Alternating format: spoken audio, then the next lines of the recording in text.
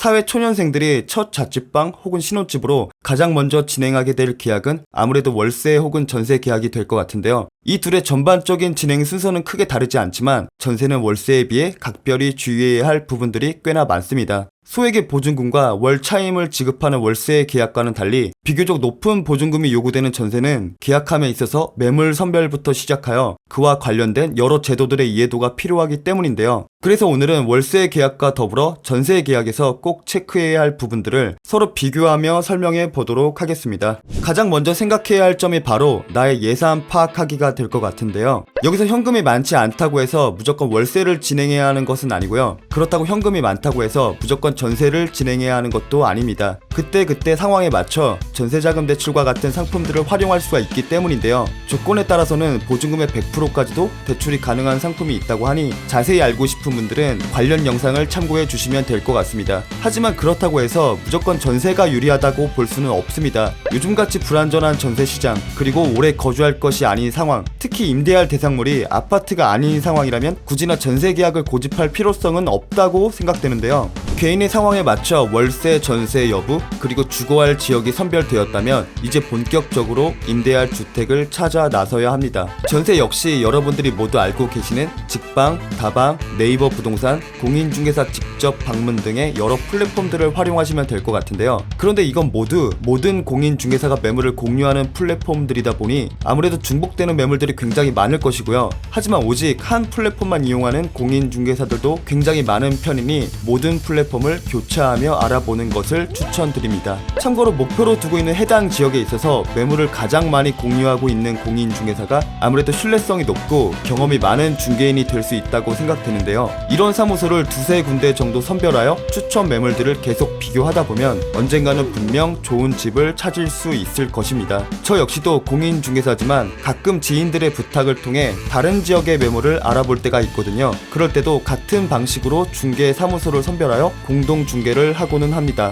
또한 월세라면 크게 신경 쓸 부분이 아니지만 아무래도 전세라면 해당 주택의 안전성을 확보하지 않을 수가 없습니다. 전세 사기 혹은 사고를 예방하는 데 있어서 완벽한 방법이 있을 수는 없겠지만 일단 가장 먼저 계약하고자 하는 지역이나 단지의 정확한 시세를 파악하는 것이 가장 중요하겠는데요. 이는 단순히 전세가뿐만이 아니라 네이버 부동산이나 호갱노노 등을 통해 해당 지역의 매매가 역시 인근 시세와 비교하여 되도록 정확하게 파악하고 있어야 합니다. 그리고 저 개인적으로는 적어도 전세보증보험 정도는 가입하는 것을 추천하고요. 하지만 그렇다고 해서 모든 주택에 있어서 전세보증보험이 가능한 것은 아닌데요. 그렇기에 애초에 전세보증보험이 가능한 주택만을 추려서 알아보는 것도 좋은 방법이 될 수 있습니다. 그 밖에 전세 월세를 알아보면서 꼭 체크해야 할 부분들은 입주 전 도배 장판 상태와 에어컨 청소 상태를 확인하고 집주인과 협의할 것, 옵션 및 내부 시설물의 파손 여부를 확인하고 파손된 부위가 있다면 사진으로 남겨둔 뒤 수리 여부를 집주인과 협의할 것, 실내의 습도 정도와 주방의 바퀴벌레 거주 여부를 확인할 것,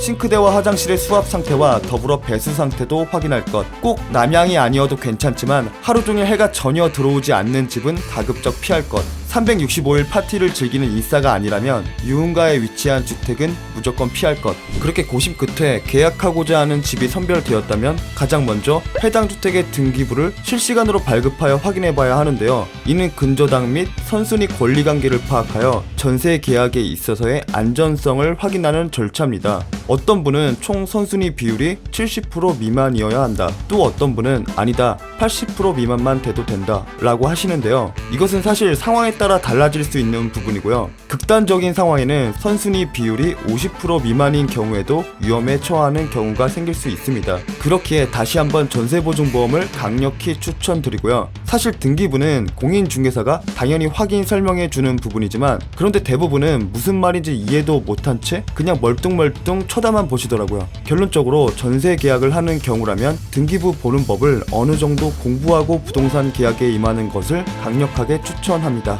그리고 그 자리에서 바로 본 계약을 진행하기도 하지만 보통은 그에 앞서 가계약을 진행하고는 하는데요. 이는 계약의 일부, 즉 본 계약에 앞서서 상호간의 협의하에 임시로 맺는 계약을 뜻하고 있고요. 간단히 설명하자면 그냥 남들보다 매물을 먼저 픽스하는 행위라고 생각하시면 될 것 같습니다. 그렇기 때문에 가계약을 결코 쉽게 결정해서는 안 되는 것이고요. 적어도 하루 이틀 정도는 충분히 고민해본 뒤 결정하는 것이 바람직하다고 볼 수 있습니다. 참고로 가계약금을 입금할 때는 계약 계약의 핵심적인 내용들인 임차 목적물, 거래 대금, 본 계약일, 잔금일, 그리고 전세자금 대출이나 전세보증보험, 전세권 설정과 같은 제도들의 실행 여부를 당사자 간의 협의하에 어느 정도 구체적으로, 예를 들어 문자 메시지와 같은 방법으로 기록을 남겨두는 것이 훗날 혹시 모를 분쟁을 대비하는 데 있어서 굉장히 바람직하다고 볼 수 있습니다. 특히 전세자금 대출이나 안심전세 대출 등의 상품을 이용하실 분들은 이 단계에서 은행이나 해당 기관을 통해 자격심사 과정을 거치셔야 합니다. 이 부분 역시 자세히 알고 싶으신 분들은 관련 영상을 참고해 주시고요.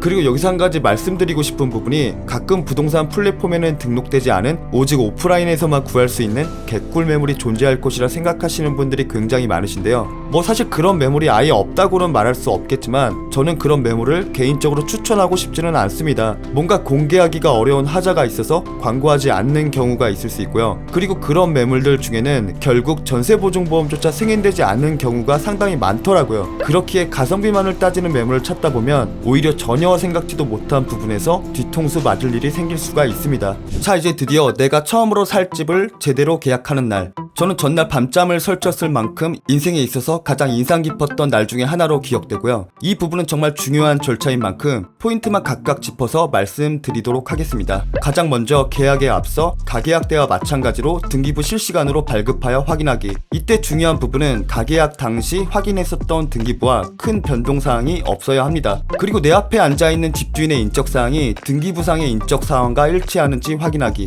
가끔 대리인을 앞세운 위임 계약이 있을 수 있는데요. 이 경우 적법한 위임 절차와 서류가 동봉되어야 하고요. 그런데 사실 월세라면 모를까 전세 계약일 경우에는 웬만하면 집주인과 직접 맞이하고 계약을 진행하는 것을 강력히 추천드립니다. 다음으로 임대차 계약서 및 중개 대상물 확인 설명서의 내용 확인하기. 여기에서 가장 중요한 부분이 특약사항에 대한 부분과 그에 따른 임대인과의 협의겠는데요. 참고로 주택임대차보호법을 배제하는 임차인이 현저하게 불리한 특약사항은 무조건 무효라고 볼 수 있고요. 반면 임차인의 권리를 보호하기 위한 특약사항은 최대한 많이 기입해 두는 편이 좋습니다. 만약 전세권 설정을 전제로 하는 계약이라면 이 단계에서 즉시 전세권 설정을 신청한다. 이는 보통 사전에 이미 전세권 설정을 협의해둔 상태일 것인데요. 일반적인 공인중개사라면 계약과 동시에 법무사를 통한 전세권 설정 역시 사전에 미리 준비를 합니다. 전세보증보험 혹은 전세자금 대출을 실행하는 경우라면 임대차 계약이 완료된 이후 확정일자부 계약서 혹은 계약금 영수증을 은행이나 해당 기관에 제출해야 한다. 바로 이 부분에서 혹시 모를 승인 거절을 염두하여 앞전에 미리 특약사항을 기입해둔 것이고요. 같은 이유로 확정일자 또한 미리 부여받아야 합니다. 참고로 전세보증보험 같은 경우에는 계약이 끝나고 입주를 한 이후에도 일정 기간 동안은 가입이 가능합니다. 그리고 이 단계에서 바로 잔금일이 결정되는 것인데요. 잔금일에 맞춰 입주를 하실 분들은 이때 바로 이삿집 센터 및 각종 이전 설치 등을 신청하시면 됩니다.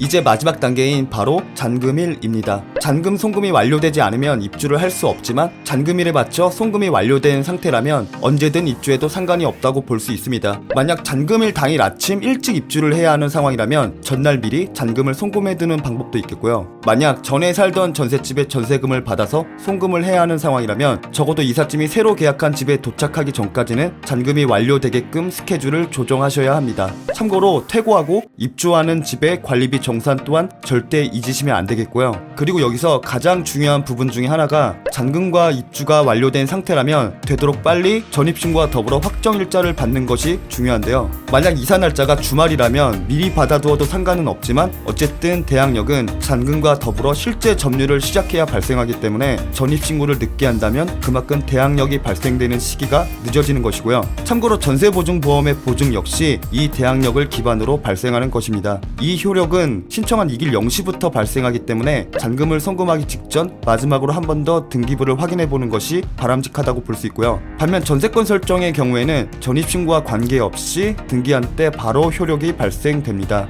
마지막으로 오늘의 내용들을 총 정리해 보았고요. 필요하신 분들은 이 부분에서 찰칵하시면 될 것 같습니다. 이 밖에 궁금한 부분은 댓글로 남겨주시면 최대한 답변 드리도록 하겠습니다. 부족한 영상을 끝까지 시청해 주신 모든 분들께 진심으로 감사드립니다.